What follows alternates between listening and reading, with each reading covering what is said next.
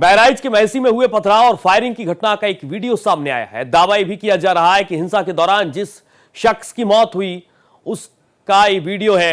Video में युवक झंडे को उतारता हुआ नजर आ रहा है। कहा जा रहा है कि झंडा उतारने के बाद युवक को गोली मारी गई। ये तस्वीरें आप देखिए, उत्तर प्रदेश के बहराइच की ये तस्वीरें हैं।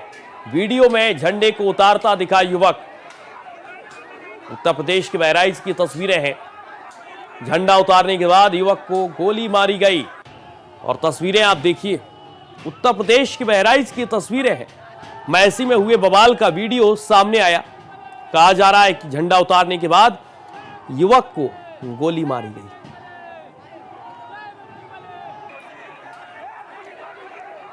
अपने संवाददाता रजनीश पांडे का रुख करेंगे। रजनीश, बहराइच में जिस तरीके से बवाल है, कितने गुनहगार हैं, तस्वीर धीरे धीरे साफ हो रही है, लेकिन पुलिस का एक्शन, सीएम योगी आदित्यनाथ का निर्देश कि बवालियों को छोड़ा नहीं जाएगा। जानकारी दीजिएगा और अपडेट जानकारी के साथ हमारे दर्शकों को बताइए कि मामला अब कहां तक जाता हुआ नजर आ रहा है।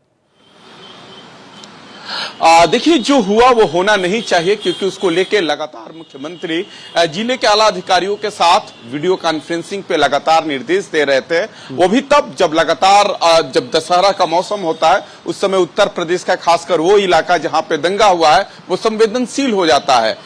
कहीं ना कहीं लापरवाही के जो लोग जिम्मेदार माने गए हैं, वहां के एसओ को माना गया है, वहां के चौकी इंचार्ज को माना गया है। लेकिन सवाल है सूर्या कि क्या इसकी जिम्मेदारी डीएम और एसपी पर भी जवाबदेही तय होगी? क्योंकि वीडियो कॉन्फ्रेंसिंग में मुख्यमंत्री जब सीधे रूबरू होते हैं कि जिले के आला हुक्मरानों से होते हैं, न कि नीचे के लोगों से होते हैं। जो शुरुआत हुई, जिस वीडियो को आपने जिक्र किया, हालांकि भारत एक्सप्रेस के पास जो वीडियो आया था वो एक्सक्लूसिव वीडियो है, उसमें दिखाया गया उसके बाद गोली मारी गई। आखिर बवाल की शुरुआत हुई कहां से? कुछ लोगों का आरोप है कि डीजे बज रहा था, डीजे को लेकर विरोध हुआ, जबकि लगातार मुख्यमंत्री योगी आदित्यनाथ निर्देश दिए थे कि डीजे बजेगा तो उसकी वॉल्यूम कम होगी और कुछ ऐसे डीजे में ऐसे गीत संगीत नहीं बजाए जाएंगे जिससे सामाजिक ताना बाना खराब हो। मतलब साफ है कि जो वहां पे तैयारी होनी चाहिए थी उस बहराइच में जिसका अतीत रहा है। मैं बार बार इस बात को जिक्र इसलिए कर रहा हूं कि पहले भी बहराइच में इस विसर्जन में दंगा हुआ था जब समाजवादी पार्टी की सरकार हुआ करती थी। हालांकि ये सरकार जरूर दावा करती है कि पूर्ववर्ती सरकारों में दंगा होता था, हमारे सरकारों में दंगा नहीं हो रहा है, लेकिन कहीं ना कहीं छीट फूट की घटनाएं लगातार आ रही है। अकेले बहराइच की बात ना करें, बहराइच में जब दंगा हुआ तो उसके सटे जिले श्रावस्ती आते हैं, उसके सटे जिले गोंडा आते हैं, वहां पर भी तनाव की स्थिति हो गई थी। जिस तरीके से हजारों लोग नारेबाजी कर रहे थे और वहां के लोगों का आक्रोश डीएम और एसपी पर है। चूंकि जो एडीजे जोन के अधिकारी है वो गोरखपुर में बैठते हैं और गोरखपुर में उनकी मुख्यमंत्री से हफ्ते में तो एक दो बार जरूर मुलाकात होती होगी और इन्हीं अधिकारियों को भरोसे लाइन ऑर्डर की बात की जाती है। तो कहीं ना कहीं भारत एक्सप्रेस जरूर सवाल पूछ रहा है कि इन उच्च अधिकारियों पर कार्रवाई सरकार कब करेगी जिससे सरकार का इकबाल कायम हो। जी, अब आपको बहराइच के आज के हालात की वो तस्वीर दिखाते हैं कि वहां पर किस तरीके के हालात बने हुए। तो आप तस्वीरें देखिए और अंदाजा लगाइए कि कल किस तरीके से इस वारदात को अंजाम दिया गया, यानी कि बीते दिन किस तरीके से यहां पर हिंसा होती है। सीएम योगी का सख्त एक्शन और इन सब के बीच आज किस तरीके के हालात बने हुए। दो तस्वीरें, पुलिस फोर्स की तैनाती की गई है। आगजनी, पथराव, फायरिंग के बाद बड़ी संख्या में पुलिस बल को तैनात किया गया है कि किसी भी तरीके से कोई अप्रिय घटना ना हो और इसीलिए बड़ी संख्या में पुलिस बल की मौजूदगी है। बहराइच में हिंसा के बाद तनाव है। मूर्ति विसर्जन जुलूस पर यहां पर पथराव होता है, आगजनी की घटना सामने आती है, लाठी डंडों के साथ विरोध किया जा रहा है। दूसरी तस्वीर में आप देख पा रहे हैं पुलिस बल की तैनाती है। और एक बार फिर से अपने संवाददाता रजनीश पांडे का रुख करेंगे। रजनीश, बड़ी संख्या में पुलिस बल को तैनात किया गया है कि किसी भी तरीके की कोई अप्रिय घटना ना हो और साफ तौर पर इस संकेत भी दिए जा रहे हैं कि किसी भी तरीके से जो भी जुर्म हाथ में लेगा उसे बख्शा नहीं जाएगा। रजनीश, देखिए सूर्या, कहते हैं ना कि का वर्षा जब कृषि सुखानी, अब वहां लगातार लोगों की जो तैनाती हो रही है वो तैनाती पहले हो जाना चाहिए, क्योंकि बहराइच का अतीत दंगा से भरा रहा है। अगर हम समाजवादी पार्टी की बात करें, बसपा की बात करें, इस सरकार में भी वहां पर एक दंगा हुआ था जहां सरकार के और सपा सरकार के पूर्व मंत्री आसिर शाह को आरोपी बनाया गया था, एक्यूज वही थे। तो जो तैयारी आज हो रही है वो तैयारी होनी चाहिए थी। और इसी पर एक वसीम बरेलवी के शायर है कि दर्द भी होती रहे फरियाद भी, मर्ज भी कायम रहे, जिंदा रहे बीमार भी, बैठे हुए लोगों की मंशा नहीं है कि जिसको लेके लगातार वीडियो कॉन्फ्रेंसिंग हो रही थी, लगातार निर्देश दिए जा रहे थे, अंत में वही हुआ जिसका डर था। तो कहीं ना कहीं ये सरकार का फेल्यूर माना जाएगा। हालांकि मुख्यमंत्री की मंशा साफ है, वो लगातार निर्देश भी दे रहे हैं, उनका ट्वीट भी आया था, रात को ही एक्टिव है, लगातार डीजीपी वहां पे नजर बनाए हुए हैं लखनऊ में बैठ के। बात अलग की है, अब बात अलग है सूर्या कि लखनऊ से वो नजर बनाए रखे हुए हैं, लेकिन चर्चा इस बात की है कि प्रमुख सचिव गृह और वो भी साथ मैदान पे जा सकते हैं, ग्राउंड जीरो पे जाके हालत का जायजा लेंगे। और पूरी तरीके से इस पर पॉलिटिकल पार्टी एक्टिव हो गई है, क्योंकि एक उनको उपजाऊ जमीन वहां पे दिखाई दे रही है। जैसे कि आपने एसटी हसन का बयान सुनाया, विहिप का भी अगला आंदोलन होगा, यहाँ के भी नेता जाएंगे। लेकिन सवाल है कि ये हुआ क्यों। उस बहराइच में बार बार इस बात को इसलिए मेंशन कर रहा हूं कि बहराइच और गोंडा में दुर्गा पूजा और तमाम ऐसे जब धार्मिक कार्यक्रम वहां होते रहे हैं तो बवाल होता रहा है कि तैयारी कुछ नहीं थी।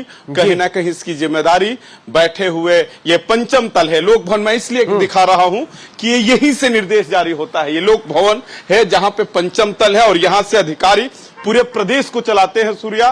तो आखिर निर्देश देने में कहां गलती हुई, या वहां के अधिकारी निर्देश नहीं माने, या उनको लगा कि ये काम होता है, रूटीन प्रक्रिया होती है, वीसी और रूटीन होता है यहाँ का निर्देश देना, वो उस निर्देश को हल्के में लिए। उसी का परिणित है कि एक लोगों की जान चली गई।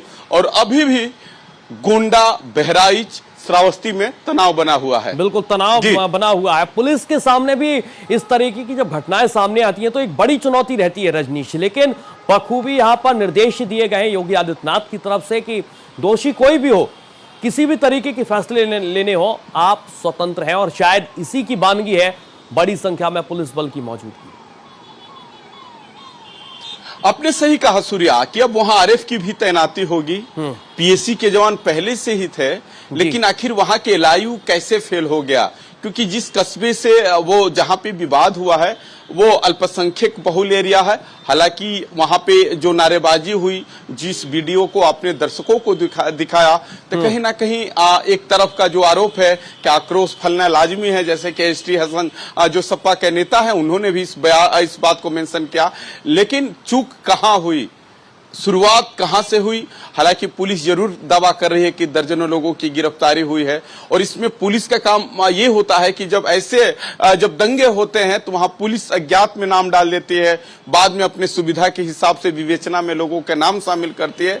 लेकिन अभी वहां जरूरी है कि शांति कायम हो, क्योंकि इसके पहले जब इस प्रकार के आयोजन होते हैं, चाहे नवरात्र की बात करें या ईद की बात करें, बकरीद की बात करें, तो वहां के स्थानीय थानों में पीस कमेटी की बैठक होती है, जिसमें मजिस्ट्रेट भी होते हैं, वहां के सिटी मजिस्ट्रेट, एसडीएम, तहसीलदार लेवल के लोग, प्रशासनिक लोग भी मौजूद रहते हैं, और उसमें सरकार की मंशा बताई जाती है।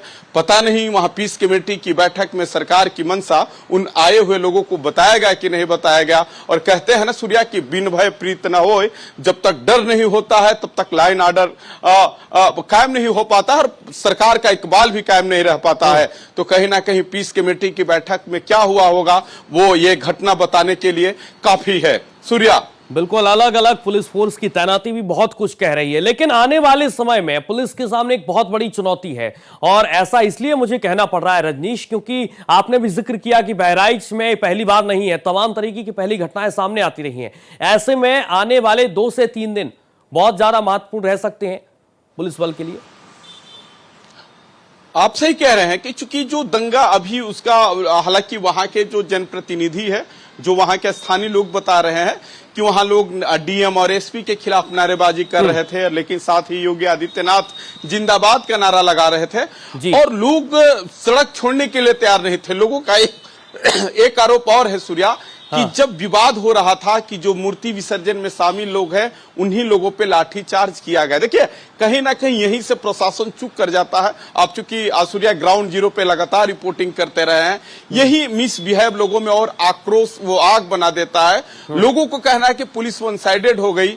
जिन लोगों ने पहले गाली गलौज किया, जिन लोगों ने गोली मारा, वहां कार्रवाई न करके पुलिस के लोगों ने लाठीचार्ज उन लोगों पे कर दिया जो मूर्ति विसर्जन में शामिल लोग थे। और ये धीरे धीरे बात, अब आधुनिक दूरसंचार का जमाना है, आप समझ सकते हैं कि व्हाट्सएप पर एक मैसेज कितना तेजी से वायरल होता है और वो पूरी तरीके से वो फ्लैश हो गया और लोग जगह जगह जहां जहां से लोग मूर्ति लेके निकले थे वहीं सड़क पर रख के उन लोगों ने प्रदर्शन चालू कर दिया। और जो तादाद थी, आप समझ सकते हैं कि मूर्ति विसर्जन में हजारों की संख्या होती है, तो पूरे वहां के अगर हम बात करें कि श्रावस्ती, बहराइच, बलरामपुर, ये सब जनपदों में प्रदर्शन चालू हो गया। और कहीं ना कहीं एक सरकार के लिए चैलेंज भी था। तो चूंकि दूरसंचार और संचार जमाने में आप समझ सकते हैं कि फेसबुक, व्हाट्सएप पर किस प्रकार के पोस्ट आ रहे हैं, तो एक पूरे प्रदेश के लिए, हालांकि रात को ही यहाँ के जो पंचम तल के आला अधिकारी है उनका दावा जरूर है कि हम एक्टिव हो गए थे,